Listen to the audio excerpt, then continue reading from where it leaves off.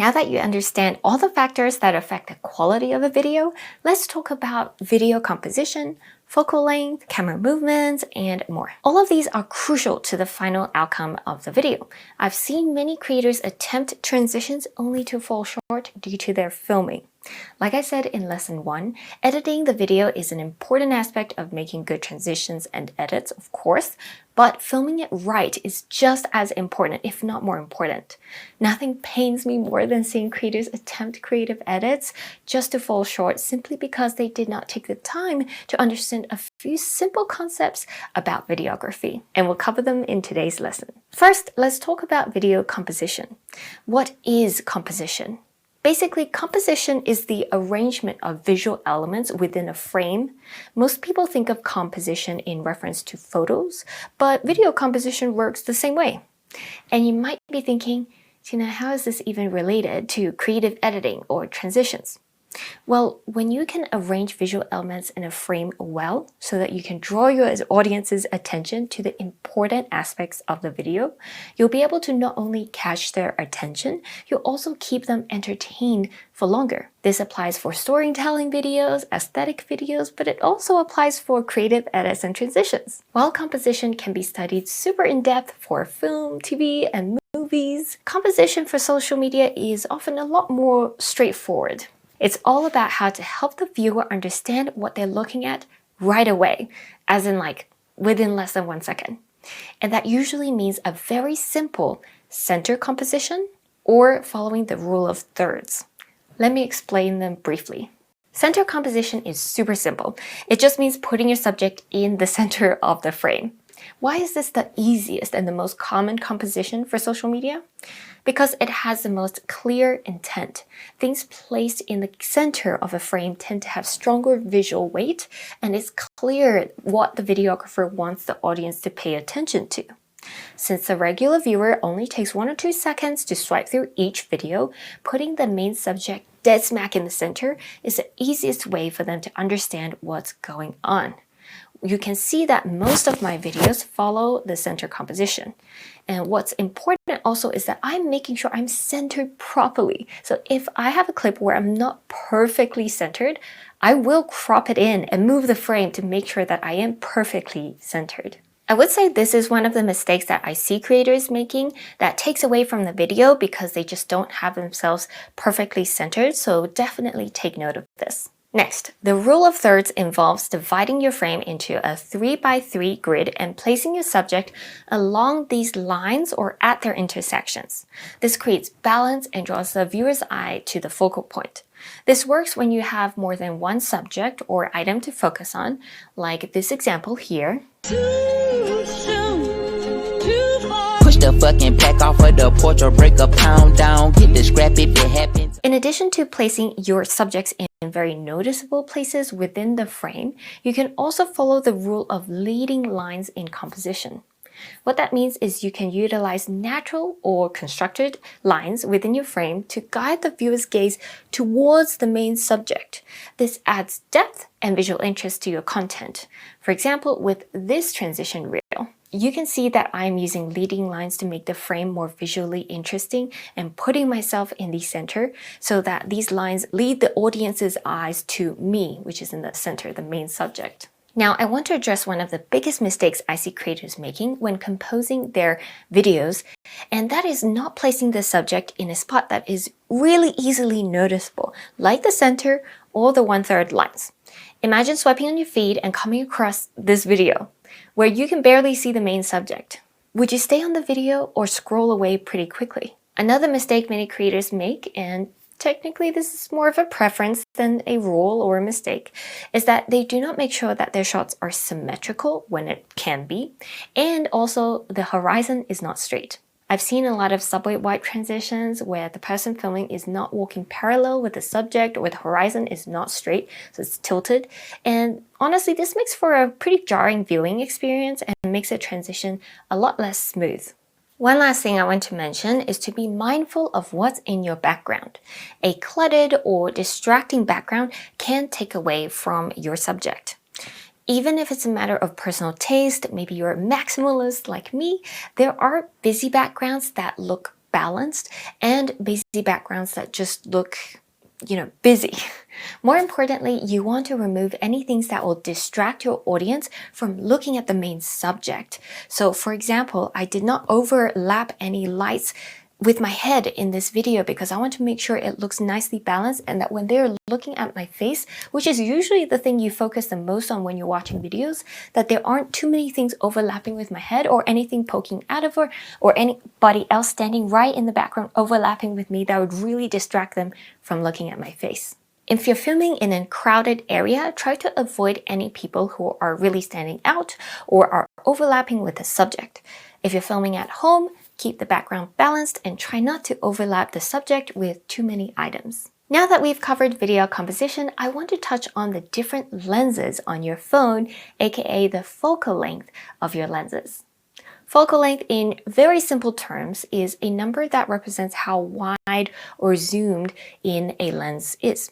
Typically, for most mobile cameras, you have some variation of the standard default main camera, which is 1x. This is always the highest quality camera.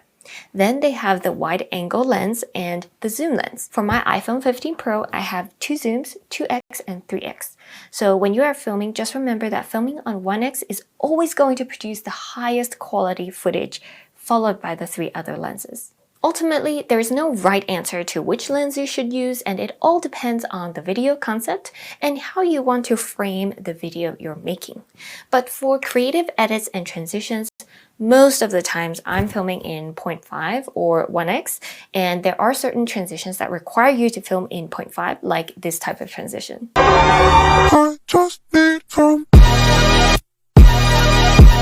space. I just need some space. I just need some space.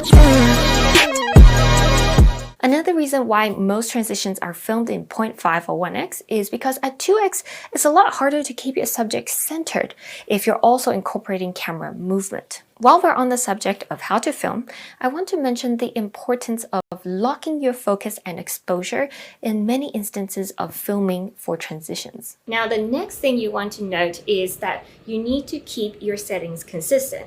So on your phone, a really easy way to do that is simply to tap and then lock the exposure. Now, if you're shooting alone and you don't have someone in the frame so that you could lock on them, you can put a placeholder there, like a mannequin or just like a bag or whatever, and then just focus on the item, and then you can go back in and make sure that you're in the same place, and that way you will keep the exposure, the setting, all the same. An alternative to doing this is instead of locking your exposure on your built-in camera, you can also use apps like Pro Camera, and you can set your settings and it will stay that way, so you can make sure that it doesn't change as you move around. One more instance where you'll want to lock your focus and exposure is when you're doing transitions where there'll be a drastic change in lighting, such as these types of cover screen transitions or certain wipe transitions. The reason is because when you use your hand to cover the camera lens, or when you're wiping using a subject and filming really close up, then the camera senses that it's now in a super dark place. So it'll increase exposure in order to capture the dark footage.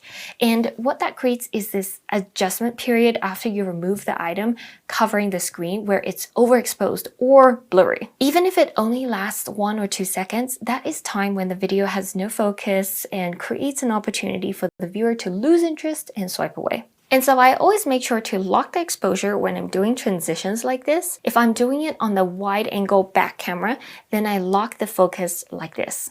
If we're talking about filmmaking and making good transitions, we have to talk about how to capture steady footage. Nothing is worse than watching a transition that is so shaky that you feel you might get sick after watching it. It's all part of the viewing experience, and unless the shakiness is part of the transition, then your footage should be as steady as possible. So what's the best way to capture steady footage? Honestly, phone camera nowadays do such an amazing job. You really just need to hold your phone steady with both your hands and lower the center of gravity to get a steady footage. I used to use phone gimbals a lot more to get steady footage, but with the new iPhones and Android phones, especially with the iPhone 15, gimbals are almost not needed to keep the footage steady. If you do want to invest in a gimbal though, I recommend the Insta360 Flow. It has great stabilization and works with Android and iPhone and can also be used as a tripod and has AI tracking where it'll follow you as you move around. But if you're creating transition movements that will require you to move around a lot and tilt the phone a lot, then handheld is usually better and gives you more control over the camera movement. Lastly, I want to make sure I cover some of the basic camera movements that you can practice in order to get better at transitions. Many of my creative edits actually don't involve any camera movements because I film it on a tripod, and the zoom in motion is created in post. We call that cam burn or keyframing, and we'll definitely touch on that in a later lesson as well as in the tutorials. We'll cover the camera movements of specific transitions in a later lesson as well, and also in the tutorials, but I'll just introduce you to basic filmmaking camera movements here. Panning is a common camera movement that is frequently used for home decor or documenting travel scenery. It's where the videographer stays stationary and pans horizontally or in a semicircle. Panning helps to show the entire scenery and is useful for showing how epic a place is or sometimes to reveal an amazing scenery.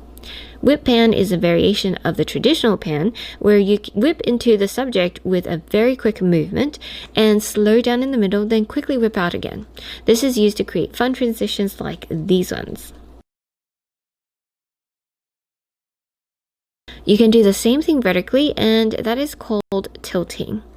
You can also create the whip movement while you're tilting as well, and it becomes more like a vertical whip. Next is pushing in and pulling out. This is a camera movement that is super easy to achieve but makes the clips so much more dynamic. I use this a lot in my clips to add movement and make it more attention grabbing. The subject is stationary and the videographer pushes in the camera and gets closer to the subject. This is to emphasize the moment or focus on a point you're trying to make. Pull out is the opposite of a push-in shot where the camera moves backward to reveal the entire scenery and therefore de-emphasizing the subject. This is useful for revealing information, creating that epic vibe, and makes people go wow. Next is tracking and tracking. Tracking is where you move with the subject, following them from behind or leading them, filming from the front and moving with them. This creates a sense of adventure and also keeps the audience hooked, following the subject and wondering, where are they going? Tracking is also following the subject, but where you move laterally with the subject. Here's an example of a tracking shot.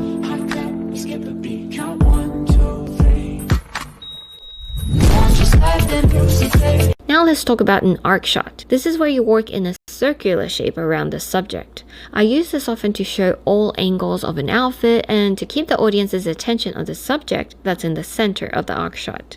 Last but not least is a camera roll shot where you rotate your lens. This is a super dynamic type of camera movement that isn't super common, but can give your reels that high touch feel. You can do a 90-degree camera roll, 180-degree camera roll, or even 360 degrees.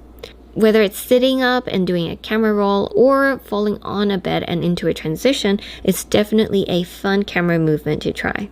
That is it for the basics of video filming. These are the core concepts of creating good video, but practice is what will ultimately improve your footage.